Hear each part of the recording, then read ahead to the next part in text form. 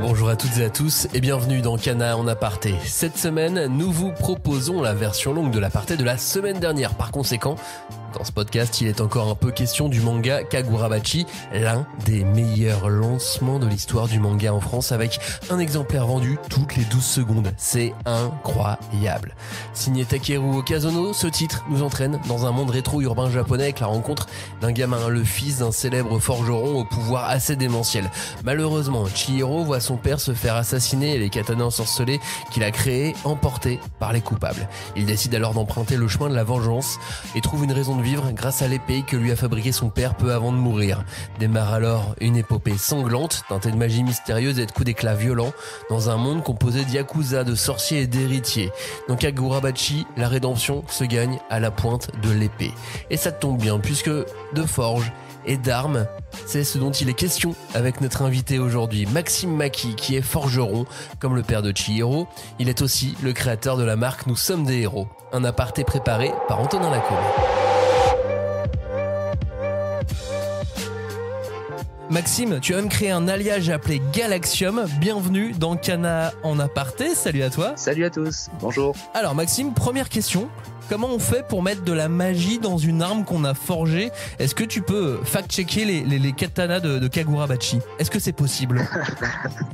Bonne question. Alors déjà, est-ce que tu es prêt à y mettre une partie de ton âme dans un objet, justement, pour le rendre magique ? Ah bah pour avoir du pouvoir, ouais. Ben voilà, donc ça fait partie du jeu. Et puis effectivement, oui, dans les katanas de Kagurabachi, effectivement, il y a plusieurs.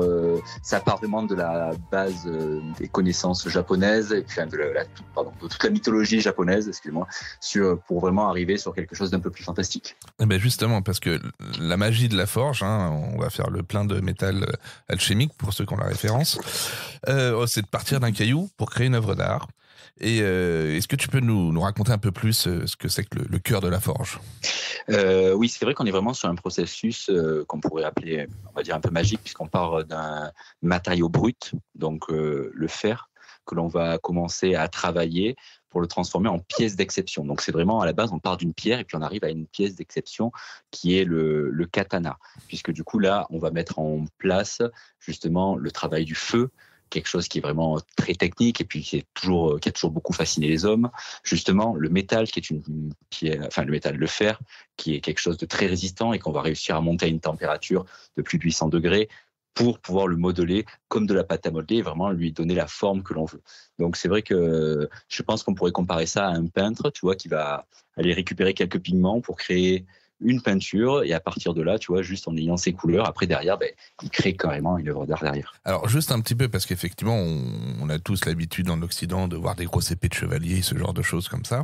Mais est-ce que tu peux nous expliquer un petit peu la différence entre la forge occidentale et la forge japonaise ? Oui, tout à fait. Donc vraiment, ça réside dans deux parties distinctes qui sont la technique et vraiment la philosophie. Parce que si on parle de forge occidentale, nous, en fait, en France, par exemple, on n'a jamais eu vraiment des problèmes d'alimentation, on va dire, pour trouver des métaux et pour pouvoir fabriquer des épées. Surtout que nous, en plus, on a vraiment eu toute cette partie médiévale où on a créé des armures. Donc, il nous fallait aussi des épées qui étaient très résistantes pour justement taper sur certains bouts de métaux qui pouvaient être justement très résistants en face, comme des armures, des plaques, en fait, qui sont différents aussi des épées. Mm-hmm.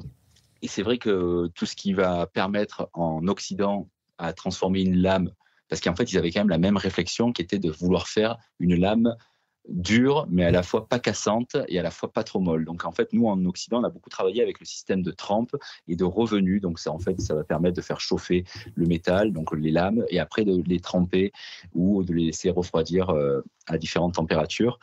Alors que effectivement, le travail du katana, en fait, ça part vraiment d'une problématique, c'est qu'en fait, au Japon, ils n'arrivent pas à trouver beaucoup d'acier de qualité, donc ils ont commencé à fabriquer le leur. Et c'est comme ça qu'ils ont créé le fameux tamagane, qui est l'alliage, l'acier exceptionnel dans lequel ils fabriquent les katanas, puisqu'il fallait à ce moment-là qu'ils partent de sable. Donc ils prenaient du sable ferreux qu'ils mettaient dans un tatara. Donc le tatara, c'est le four traditionnel japonais, dans lequel justement, en mettant du sable et aussi du charbon, on crée justement, donc là il y a une vraie alchimie qui se crée, on va dire que la magie opère à ce moment-là, puisque du coup le fer récupérait les particules de carbone pour créer de l'acier. Et c'est comme ça qu'on a créé ce fameux alliage extraordinaire que l'on a pu développer pour les katanas. Mais attends, tu imagines le nombre d'essais, de ratés, pour réussir à obtenir avec les connaissances de l'époque cet alliage-là, ça devait être incroyable. Ah oui, parce que c'est ça qui est extraordinaire, c'est que en fait il y avait une quête de perfection et une recherche, de toujours aller plus loin. Et je dis pas qu'en Occident on l'a pas eu forcément, mais c'est vrai que au Japon ils se sont vraiment beaucoup plus creusé la tête sur ça, et c'est pour ça qu'ils ont effectivement développé cet alliage. On y voit aussi une portée spirituelle dans le monde de la forge, un peu spécifiquement au Japon. Est-ce que toi cet univers-là te parle et tu pourrais nous en dire plus? Oui, tout à fait. Alors effectivement, moi déjà j'ai l'impression quand on fabrique aussi des objets, parce que chez Nous sommes des héros, on fabrique beaucoup d'objets en métal, et c'est vrai que on sent qu'il y a une certaine connexion avec les objets qui se créent, parce que quand même, on y passe du temps, on y revient, on y revient, donc forcément ça nous use, ou en tout cas on a une connexion avec l'objet. Et c'est vrai que oui, au Japon, effectivement, les forgerons, ils ont des rituels shintoïstes où, en fait, avant de se mettre à travailler l'acier, ils vont faire des prières pour réussir leur travail. Ils vont appeler la déesse du feu pour qu'elle puisse les aider, pour que l'acier soit réussi. Donc, il y a vraiment toute une réflexion sur la façon dont on va travailler, qui va être sur l'acier, mais aussi même la réflexion aussi sur pourquoi on veut faire une lame derrière. Exactement, parce que voilà, forger un outil, effectivement, c'est quelque chose qui est utile à la communauté. C'est quelque chose qui va l'aider à grandir et à se développer. Forger un sabre, une arme, ça a une autre finalité, qui est quand même celle de tuer. On peut s'en servir pour se défendre. Voilà. Donc effectivement, quelle est la réflexion? Parce que c'est aussi un des fondements du manga. Quand tu façonnes une lame, entre guillemets, en tant que forgeron, à quoi tu penses, toi, à ce moment-là? Alors, effectivement, c'est une bonne question, parce que quand on fabrique une lame, alors peut-être un peu moins maintenant, parce que c'est vrai qu'on fait quand même beaucoup plus de katana pour l'apparat, on va dire que les épées sont quand même moins utilisées dans des duels. Surtout en France, maintenant c'est interdit. Mais c'est vrai que ça a toujours été une vraie réflexion sur ça, puisque effectivement, un objet en métal qui va servir pour le jardinage, tout ça, il est là pour nous aider. Alors que là, quand on crée un katana, il y a une problématique qui apparaît derrière, c'est qu'en fait, cet objet-là, il a été créé pour détruire, donc, ou en tout cas pour séparer des choses. Donc c'est vrai que ça a souvent été abordé dans la philosophie japonaise, puisque même il y en a deux forgerons qui se sont complètement même affrontés sur ça, donc qui s'appelaient Masamune et Muramasa, pardon. Et en fait, ces deux forgerons avaient deux philosophies différentes. Il y en avait un qui voulait fabriquer des katanas pour réussir à créer un objet d'exception qui allait être là pour protéger. Et en fait, on a eu un autre forgeron qui, lui, par contre, a créé des katanas qui, maintenant, sont considérés comme ensorcelés, tu vois, dans le sens où ils étaient faits pour la destruction. Et vraiment, même ces porteurs, en fait, et là, on n'est pas dans la légende, on est vraiment dans ce qui s'est passé, entre guillemets, au Japon. C'est vrai que ces katanas-là étaient vus comme des armes de destruction massive, presque, je pourrais dire ça. Et derrière, en fait, pour te dire, c'est ce katana-là de monsieur Muramasa, en fait, sont même interdits dans certains musées, parce qu'en fait, on croit, en tout cas, il y a cette sensation au Japon qu'il y a encore une âme maléfique dans les katanas, tu vois. Donc, c'est vrai que c'est très compliqué de penser qu'on va fabriquer une arme, parce que ça peut ôter la vie. Hein. C'était la fameuse histoire, anecdote, où, entre guillemets, deux sabres de ces deux forgerons ont été plantés dans l'eau. Voilà, et le premier, entre guillemets, tous les animaux évitaient assez naturellement, et tous les débris évitaient le sabre, alors que l'autre, tout le monde venait s'empaler dessus, en fait. Voilà. Exactement. Et c'était l'empereur qui avait fait ça, tout à fait. Exactement. Alors, ce qui est assez génial avec ton travail, c'est que tu mélanges complètement l'art de la forge et la pop culture. Voilà, tu t'intéresses à tous ces univers-là. Avec Kana, justement, tu as composé un sabre en sculptant les différents éléments, pas la lame, tu me l'avais expliqué. Voilà. Et ma question, c'est justement, qu'est-ce qui va t'intéresser un petit peu dans le fait de fusionner, c'est le cas de le dire, la forge et la pop culture?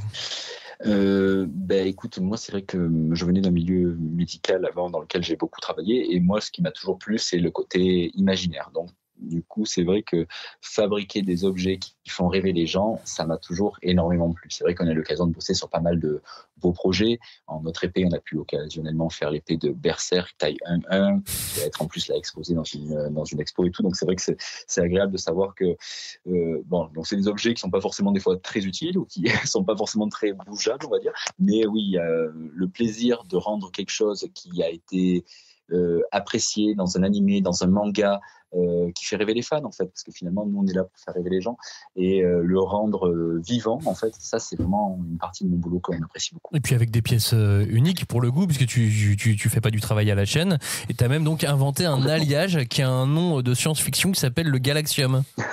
Tout à fait, on a vraiment pris nous dans tous les cas certaines innovations comme l'impression 3D ou quoi que ce soit, qui sont des choses où beaucoup maintenant de personnes travaillent avec. C'est vrai que nous on a voulu garder des techniques traditionnelles. Alors voilà, nous on vient pas effectivement du Japon avec des traditions autour de la forge séculaire du katana, mais nous effectivement en Provence, là où est située la société Nous Sommes des Héros, on avait vraiment une très grosse culture autour de la fonte de métal, et c'est vrai que voilà, on essaye vraiment de perpétuer ça, et puis tout simplement voilà, c'est des techniques qui marchent très bien et qui plaisent beaucoup, parce qu'au final justement en ayant ces techniques anciennes, on crée aussi des objets uniques. Et tout à l'heure on parlait effectivement d'y mettre une âme dans chaque objet. Là en fait le fait qu'il y ait très peu d'ordinateurs ou très peu de machines qui interviennent, en fait il y a une vraie connexion avec l'objet qui se crée. Ça s'appelle donc Nous Sommes des Héros sur n'importe quel moteur de recherche. Vous tapez Nous Sommes des Héros, vous tombez sur le site de Maxime directement et sur son travail. Bijoux, armes, pendentifs, tout ce qu'on veut quoi. Oui, on a travaillé. Alors voilà, nous sommes des héros. Ça fait 10 ans qu'on existe. On avait effectivement commencé avec les bijoux, puisqu'on a eu l'occasion de travailler avec pas mal de belles licences. Et puis après, avec le temps, on s'est développé. On a commencé à faire des statues en bronze parce que c'était quelque chose qui nous plaisait particulièrement, ce qui nous a amené à toujours plus de belles rencontres. Et puis aussi, voilà, même si nous sommes des héros, effectivement. En fait, c'est surtout qu'on travaille avec certains artisans, on n'est pas tout seul. Voilà, c'est pas une seule personne derrière, c'est toute une équipe. C'est d'autres artisans qui bossent avec nous, comme le katana qu'on a eu l'occasion de faire là. Derrière, on a eu aussi un maître artisan dans le bois qui nous a fait des belles boîtes. Donc, c'est vrai qu'avec le temps, on a réussi aussi à créer un consortium de personnes qui essayent de faire la même chose que nous, qui sont passionnés comme nous. Donc, c'est vraiment plaisant. Et bravo à vous tous. Merci beaucoup, Maxime, d'avoir participé à Cana en aparté. Merci, Maxime. Merci beaucoup. Pour retrouver le travail de Maxime Maki, ça se passe donc dans sa forge ou sur le site Nous Sommes des Héros. Et pour retrouver Kagurabachi, c'est en librairie que ça se passe. Le tome 1 est déjà disponible évidemment. Et la série est en prépublication sur la plateforme Manga Plus si vous voulez être entièrement à jour comme au Japon. Ça tombe bien d'ailleurs, la semaine prochaine, on va continuer nos discussions autour de Kagurabachi, mais en allant un peu plus loin que le tome 1 pour l'analyse. Merci de nous avoir écoutés et à la semaine prochaine.